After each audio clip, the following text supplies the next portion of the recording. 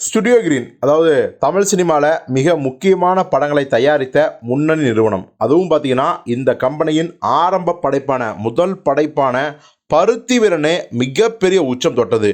Actually அதுக்கு முன்னாடியே சில்லுன்னு ஒரு காதல் ரிலீஸ் ஆயிடுச்சு. ஆனாலும் கூட பருத்தி வீரன் ஸ்டுடியோ கிரீன் நிறுவனத்தை ஒரு மிகப்பெரிய முன்னணி தயாரிப்பு நிறுவனமாக மாற்றுச்சு.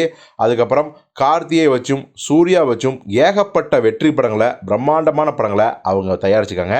இப்போது ஸ்டுடியோ கிரீன் நிறுவனத்தில் லேட்டஸ்ட்டாக சொல்லோட சில வருடங்களுக்கு முன்னாடி சிஇஓவாக சேர்ந்தவர் தான் நம்ம தயாரிப்பாளர் தனஞ்சயன் அவர்கள். அவர் இதற்கு முன்னாடி மோசர் பியரில் இருந்தார். அதுக்கப்புறம் பார்த்திங்கன்னா யூடிவிக்கு வந்தார். அதுக்கப்புறம் நம்ம ஸ்டுடியோ கிரீனுக்கு வந்தார். இப்போ பார்த்தீங்கன்னா பல வருடங்களாக வேலை பார்த்தவர். இப்போ இந்த கங்குவா படத்தோட ரிலீஸுக்கு அப்புறம் பார்த்தீங்கன்னா ஸ்டுடியோ கிரீன் நிறுவனத்திலிருந்து அவர் வகித்த பொறுப்பிலிருந்து பதவி விலகிவிட்டார் அப்படிங்கிற தகவல் இப்போ கசிஞ்சிட்டு இருக்கு.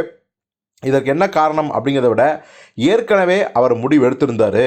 ஆனால் ஸ்டுடியோ கிரீன் ஞானவேல் ராஜா மட்டும்தான் கங்குவா ரிலீஸ் வரைக்கும் கொஞ்சம் வெயிட் பண்ணுங்க சார், ரிலீஸ் பண்ணி கொடுத்துட்டு வேணால் நீங்கள் ரிலீஃப் ஆகிக்கிங்க அப்படின்னு சொன்னதால் அவர் இந்த கங்குவா படத்தின் ரிலீஸுக்கு அப்புறம் சொன்ன மாதிரியே ரிலீஃப் ஆகிட்டாரு அப்படின்னு சொல்கிறாங்க. சரி, எதான் ரிலீஃப் ஆகிட்டாரு அப்படின்னு கேட்டால் ஞானவேல் ராஜா அவர்களின் மனைவி நேகா அவங்க பார்த்தீங்கன்னா ஸ்டுடியோ கிரீன் நிறுவனத்தை அவங்களும் ஹேண்டில் பண்ணுறாங்க. அவங்களும் பார்த்தீங்கன்னா மிகப்பெரிய அளவில் பொறுப்பில் இருக்காங்க. பல படங்களோட ஆடியோ லான்ச்சில் பார்த்தீங்கன்னா அவங்க பேரை இயக்குநர்கள், ஹீரோக்கள் சொல்லி நன்றி சொல்லுவாங்க. உதாரணத்துக்கு சொல்லணும் அப்படின்னா 10 தலை படத்தோட ஆடியோ சொல்லலாம். இயக்குனர் கிருஷ்ணாவும் சரி, ஹீரோ சிம்புவும் சரி, நேகாவோட பேரை சொல்லி அவங்களுக்கு நன்றி தெரிவித்தாங்க. அந்தளவுக்கு அவங்களும் ஞானவேல் ராஜாவுக்கு உறுதுணையாக தயாரிப்பில் இருக்காங்க அப்படிங்கிறது தெரிய வந்திருக்கு.